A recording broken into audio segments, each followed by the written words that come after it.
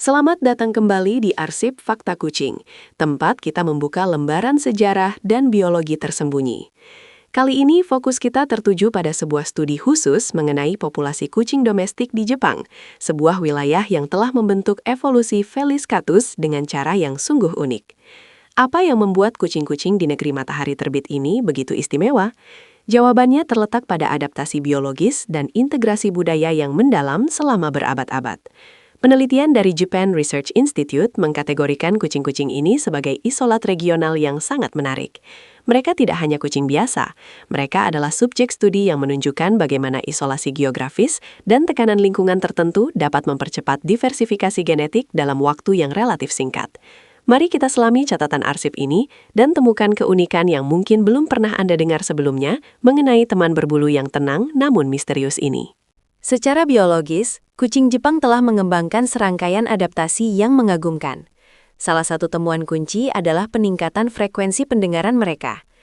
Kucing umumnya memiliki pendengaran yang sensitif, tetapi populasi regional ini menunjukkan kemampuan mendeteksi suara ultrasonik pada tingkat yang sedikit lebih tinggi.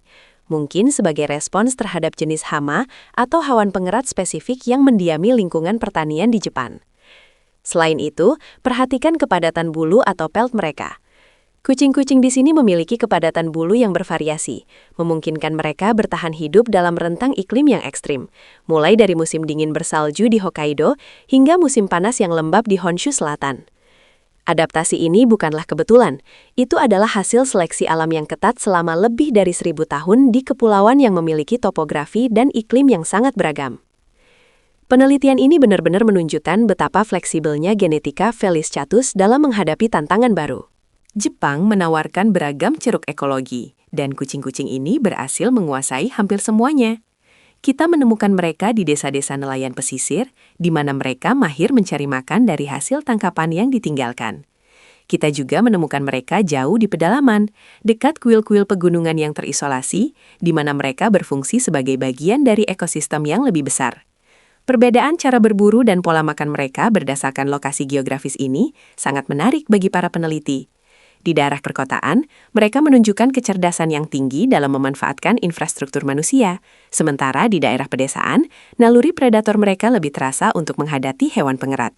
Keberhasilan mereka dalam mengintegrasikan diri ke berbagai lingkungan ini menunjukkan fleksibilitas perilaku yang luar biasa, membuktikan bahwa mereka bukan hanya hewan yang beradaptasi, tetapi agen aktif dalam membentuk ekosistem lokal. Adaptabilitas ini adalah kunci mengapa mereka menjadi begitu integral dalam sejarah Jepang. Sejarah integrasi kucing dalam masyarakat Jepang, terutama yang dicatat sejak abad ke-19, adalah kisah tentang simbiosis yang erat.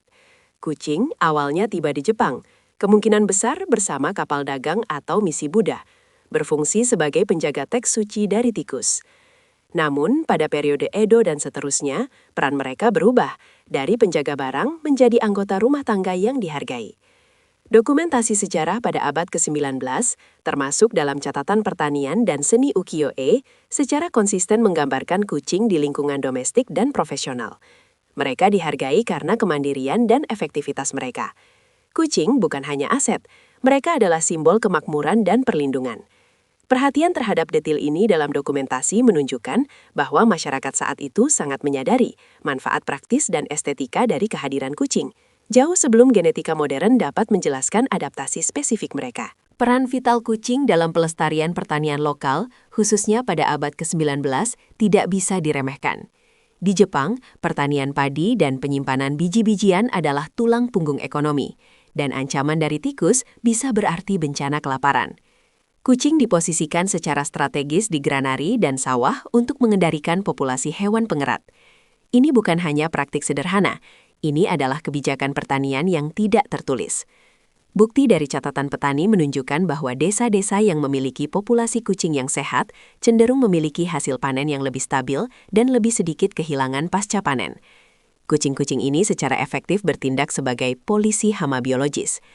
Karena pentingnya peran ini, masyarakat mulai menganggap kucing bukan hanya sebagai pemburu, tetapi sebagai pelindung spiritual dari kelaparan, yang membuka jalan bagi integrasi mereka ke dalam kerangka spiritual yang lebih luas yang akan kita bahas selanjutnya. Transisi dari penjaga gudang menjadi entitas spiritual dimulai secara bertahap. Kucing diintegrasikan ke dalam kerangka spiritual masyarakat, paling terkenal melalui sosok Manekineko atau kucing pemanggil keberuntungan. Fenomena Manekineko, patung kucing yang melambai, bukan hanya dekorasi. Itu adalah representasi dari keyakinan yang mendalam bahwa kucing memiliki kekuatan untuk menarik kemakmuran, pelanggan, dan nasib baik. Asal-usul mitos ini sering dikaitkan dengan kuil Gotokuchi di Tokyo, di mana seekor kucing konon menyelamatkan seorang samurai kaya. Dalam konteks ini, kucing diposisikan sebagai perantara antara dunia manusia dan keberuntungan. Perlu dicatat bahwa kucing dengan adaptasi perilaku unik, seperti ekor pendek yang khas pada jenis bobtail Jepang, sering dikaitkan dengan kekuatan magis, memperkuat status mereka sebagai makhluk yang dihormati dan sedikit di luar dunia biasa. Namun, integrasi spiritual kucing di Jepang memiliki sisi yang lebih gelap dan lebih kompleks. Cerita rakyat tentang Bakeneko dan Nekomata.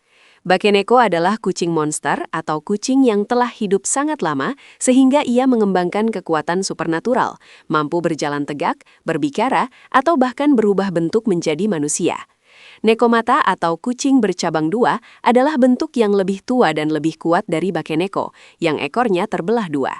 Cerita-cerita ini berfungsi sebagai peringatan sekaligus penghormatan.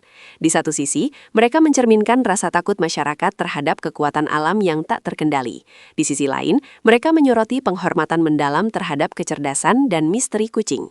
Perbedaan antara Manekineko yang membawa keberuntungan dan Bakeneko yang berbahaya menunjukkan bahwa dalam budaya Jepang, kucing dilihat sebagai makhluk dualistik, mampu membawa kebaikan ekstrim atau kehancuran yang mengerikan, sebuah cerminan sempurna dari energi alam. Selain konteks sejarah dan spiritual, adaptasi evolusioner paling jelas terlihat di Pulau Kucing Jepang, seperti Tashirojima dan Aoshima. Pulau-pulau ini menjadi laboratorium alami di mana isolasi telah mempercepat diferensiasi genetik. Di sini, kucing melebihi jumlah manusia secara signifikan, menciptakan struktur sosial yang unik. Populasi kucing di pulau-pulau ini cenderung memiliki keseragaman genetik yang lebih tinggi, fenomena yang dikenal sebagai efek pendiri, di mana sekelompok kecil individu memulai populasi baru, membawa subset gen yang terbatas. Ini menghasilkan ciri-ciri fisik dan perilaku tertentu yang menjadi sangat umum. Misalnya, di beberapa pulau, proporsi kucing dengan pola bulu tertentu jauh lebih tinggi daripada rata-rata nasional. Penelitian JIRI sangat fokus pada isolat-isolat ini, karena mereka menawarkan wawasan yang jelas tentang seberapa cepat evolusi dapat terjadi ketika dibatasi oleh batas geografis. Mereka benar-benar harta karun biologi. Mari kita beralih ke masa kini dan fokus ilmiah yang lebih tajam. Japan Research Institute saat ini sedang melakukan proyek sequencing genom ekstensif pada populasi kucing regional ini. Tujuan utamanya adalah untuk memetakan DNA mereka secara lengkap dan mengidentifikasi penanda genetik unik yang bertanggung jawab atas adaptasi fisik yang telah kita bahas, seperti frekuensi pendengaran tinggi dan kepadatan bulu khusus. Data yang dikumpulkan menunjukkan adanya alel gen tertentu yang kurang umum atau bahkan tidak ada pada populasi kucing di Eropa atau Amerika. Proyek ini tidak hanya untuk memenuhi rasa ingin tahu, ini adalah upaya untuk memahami mekanisme evolusi cepat pada mamalia domestik. Teknologi sequencing canggih memungkinkan para ilmuwan untuk melihat kembali ke masa migrasi awal dan memahami bagaimana jalur genetik mereka mulai menyimpang dari garis keturunan global. Ini adalah jembatan antara catatan sejarah dan biologi molekuler. Perbedaan genetik antara isolat regional Jepang dan baseline domestik global adalah salah satu temuan paling mengejutkan dari penelitian ini. Kucing domestik modern secara luas berasal dari populasi kucing liar di Timur Tengah. Namun, kucing Jepang menunjukkan penyimpangan yang signifikan, menunjukkan isolasi geografis yang diperkuat oleh praktik perkembangbiakan lokal dan migrasi yang terbatas. Secara sederhana, kucing-kucing ini memiliki sidik jari genetik mereka sendiri. Studi ini mengindikasikan bahwa sementara mereka berbagi nenek moyang kuno dengan kucing global, interaksi minimal dengan gelombang migrasi kucing yang lebih baru berarti mereka mempertahankan beberapa sifat genetik yang telah hilang pada populasi lain. Ini memberikan gambaran yang jelas tentang bagaimana batas-batas alam, seperti laut yang mengelilingi Kepulauan Jepang, dapat berfungsi sebagai penghalang evolusioner, memungkinkan varian genetik tertentu untuk menguat dan dominan. Intinya, populasi kucing Jepang adalah contoh studi kasus utama dalam teori diversifikasi cepat spesies Felis catus.